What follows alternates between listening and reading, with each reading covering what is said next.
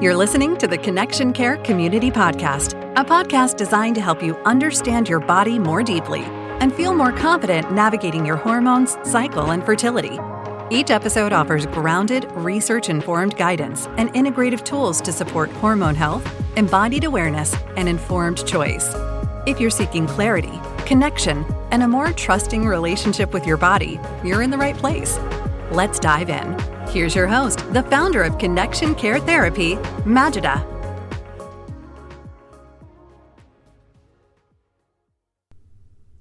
Hello and welcome. My name is Majida and you're listening to the Connection Care Community Podcast. And this week we're talking about why your body freaks out after birth control and what may actually be happening, from hormone surges to mood swings. Your body's post-pill response is actually physiological, not a failure. So we'll talk about what the science has to say, explained clearly and simply. Hi there and welcome again. I want to welcome you back after part 1's episode where I shared my post-pill story. If you are interested in hearing that, you can head on over to Substack and join my community there. And just check out some of the things that I went through on my post-pill journey. But if you're in the thick of it right now, you might be waiting on your period to come, you might be experiencing breakouts, feeling unlike yourself, please hear me. Your body isn't failing. It's recalibrating.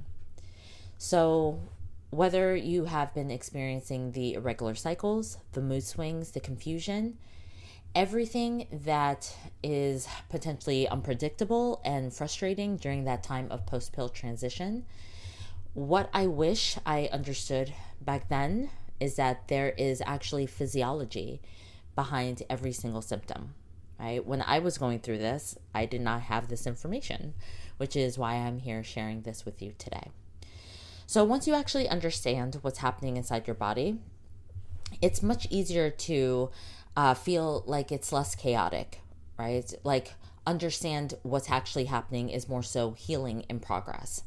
So I'm going to walk you through today the physiological parts of what's going on with your system so that this experience feels less daunting and less stressful. So first, starting out, the hormone signaling system is rebooting. When you stop hormonal contraceptives, your body has to remember how to communicate again. While you're on the pill, your brain and your ovaries have been on mute. The synthetic hormones are sending a constant signal that's saying, we've got this handled, you do not need to ovulate. Your hypothalamus, which is located in the center part of your brain, stops what's called GnRH, gonadotropin releasing hormone.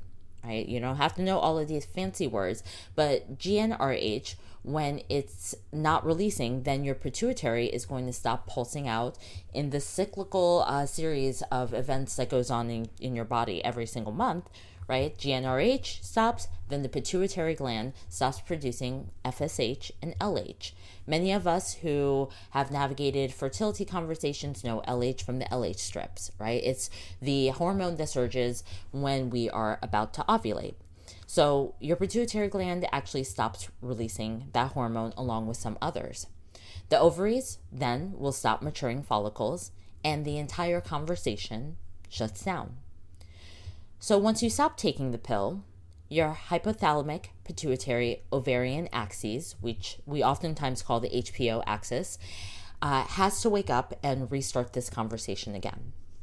So the hypothalamus begins releasing GnRH and the brain goes like, all right, all is on, it's time to go, right? Then the pituitary gland responds by releasing FSH and then LH in the right rhythm and sequence. And then the ovaries gradually start maturing follicles and eventually you ovulate, you'll release an egg. However, if you've been on the pill for years, especially if you started like I did in my teen years, this communication loop can take some time to reestablish. So think about it.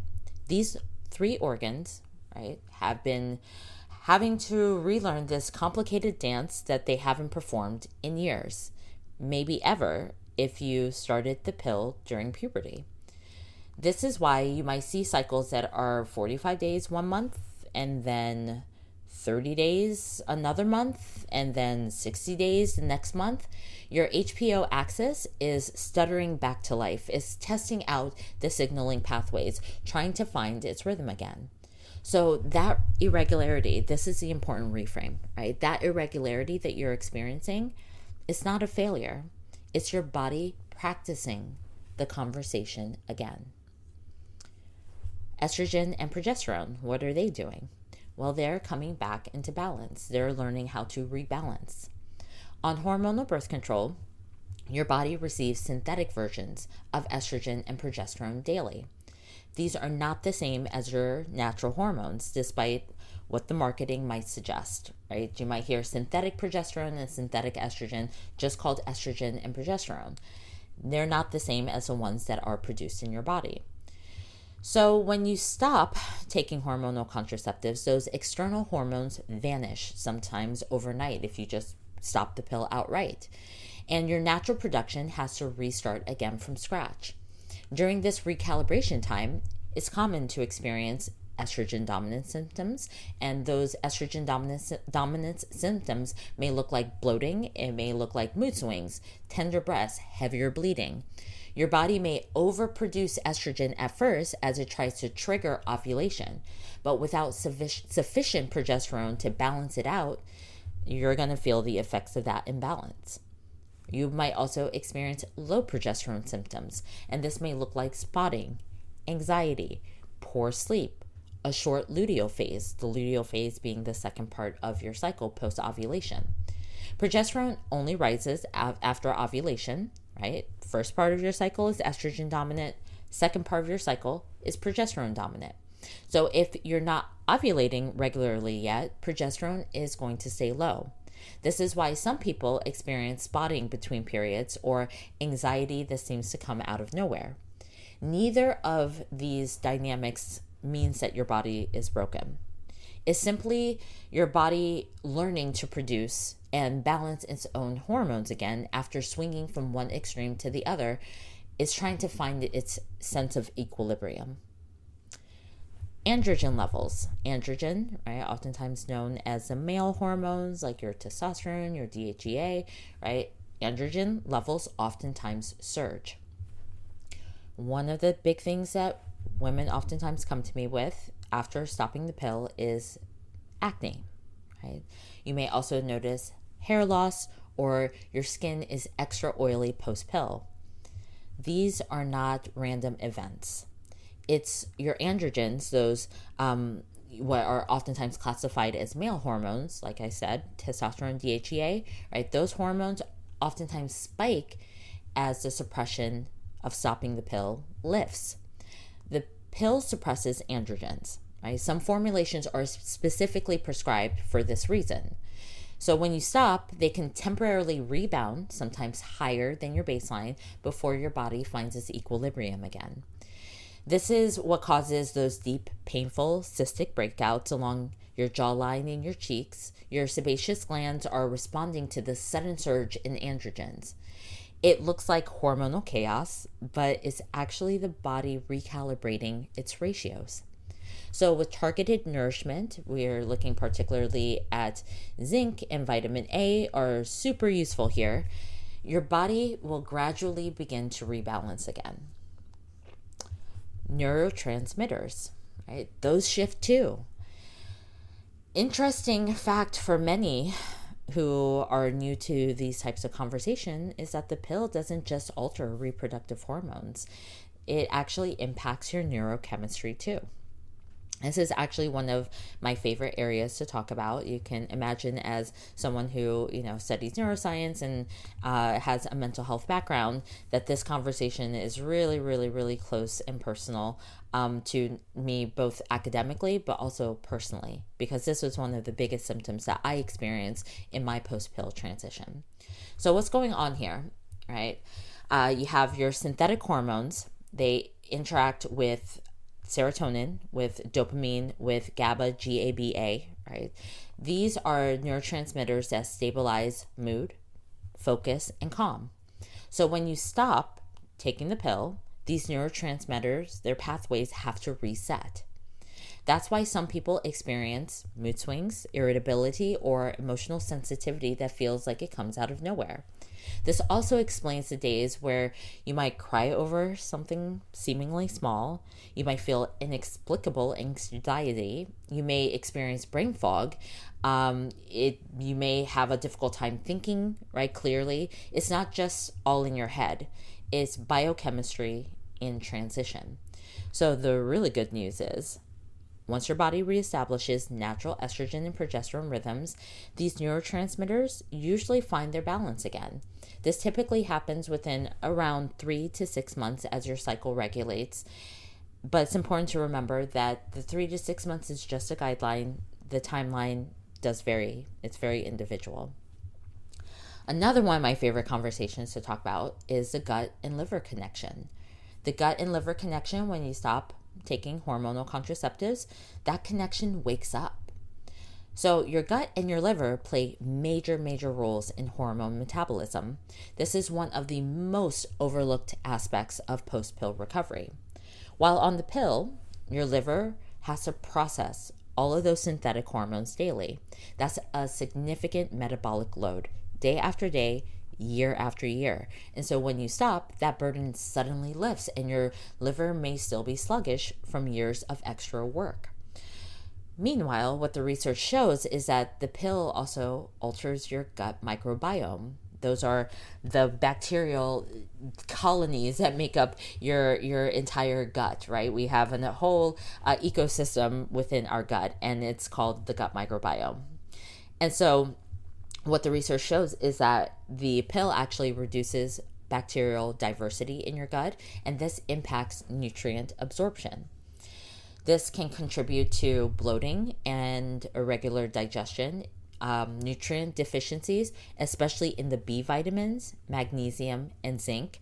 And if you stick with me on this podcast and in this learning journey and on my Substack, and eventually as I make YouTube videos, you'll come to know very well the importance of your B vitamins and your magnesium and zinc on your overall reproductive wellness, which impacts your overall health and wellness. Also, the alteration of the gut microbiome will contribute to low energy and sluggish detoxification. You may experience difficulty metabolizing or clearing excess hormones, particularly estrogen. So this gut-liver connection can explain why digestive issues are so common post-pill. Supporting these systems through whole foods, through quality probiotics, through replenishing depleted nutrients, all of this helps your body process leftover hormones and rebuild natural production that goes more smoothly, right? Allows your gut to move more smoothly. So all of this, right, to bring it all together now, understanding what you're experiencing. What most people call post-pill symptoms aren't just random side effects. They're your body doing its job. Breakouts are your body's sebum production responding to hormonal changes. Irregular bleeding, that's your uterine lining learning to rebuild on its own. Mood swings, that's your neurotransmitters recalibrating.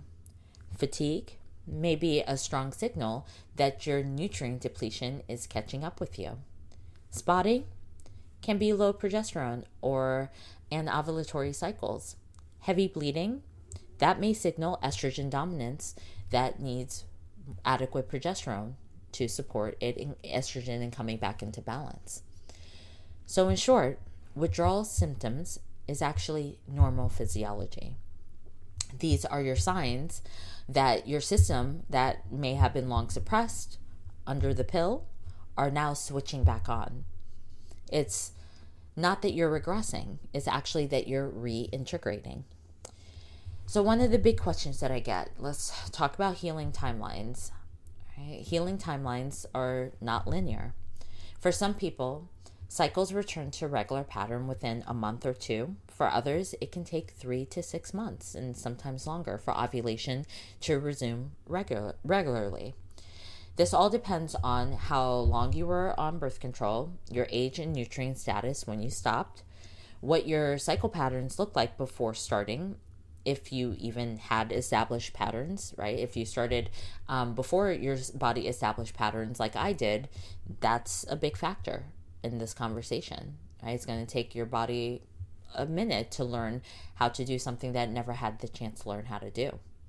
It also is dependent on your current stress levels, your current sleep quality, and your current blood sugar balance. And of course, these areas, because they're so significant to the healthy physiology of women, oftentimes these areas can be, if you shift these areas a little bit, stress levels, sleep quality, blood sugar balance, you can see your system make major transformations towards wellness and healing. So these are areas that I talk about a lot on my podcast, and I'll continue to talk a lot about on my podcast and in other content that I produce. So one of the big things to know is that there's no failed recovery if your body takes time. It's simply your body rebuilding the intricate feedback systems that were silenced for years and maybe even decades. Healing can't be rushed, but it can be supported. So as I mentioned in part 1, I remember the first time I saw fertile cervical fluid after months and months of irregular cycles. It was proof that my body had not forgotten how to function. It just needed time and support to remember. So this may interest you. You can go over to my website at www.connectioncaretherapy.com to grab my ebook. It's called Coming Off the Pill. And I also have a ton of resources there on gut health support. And you can actually grab those resources for free. Again, you can either go to my Substack, and I have tons of links to be able to grab your free resources, or you could head on over to my website. Again, that's www.connectioncaretherapy.com. This little ebook that I put together is a wonderful post-pill reference to help you understand what your body is going through and how to support it. Also, if you're ready to replenish your system, I have a wonderful post-pill replenishment bundle. You can go on over to my Substack or head on over to my website and find the post-pill replenishment bundle for Coming Off the Pill, where I share all kinds of really fantastic supplements if you need targeted support. If you're needing any kind of support in this transition, know that I offer one-on-one consultations. I also have my Cycle Connection course, which will be launching in 2026. Of course, I mentioned the free resources you can grab whenever you feel called to do so. It's a whole library of free resources there for you. And I also wrote a really great blog on this topic that might interest you. It's called What Every Woman Needs to Know About the Pill. You can again find that at my website, or you can come over to the Substack article and you can click on the link there. So what's next? We're going to be moving on to part 3, where we'll talk about how to prepare your body before stopping hormonal birth control, so the transition feels smoother and not shocking. We'll walk through a gentle detox support and foundational nutrition, and how to signal to your body, I'm ready to regulate again. So now it's your turn. I'd love for you to share what brought you to the Substack. Have you or anyone you know had any post-pill experiences that were surprising or confusing? I want to leave you with just emphasizing that your body is not freaking out. It's actually remembering. And as your body remembers, right, know that you're coming home to your own rhythm. So, as always, with Connection and Care, I hope to see you again as we continue to connect in community. And please do head on over to my Substack, join and become a subscriber, and make sure to grab your free resources at my website, www.connectioncaretherapy.com.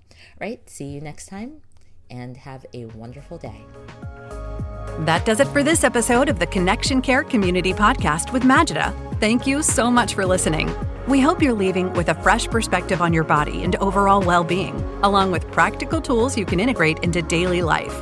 The support doesn't stop here. Be sure to connect with us online at connectioncaretherapy.com for more resources to guide you on your journey.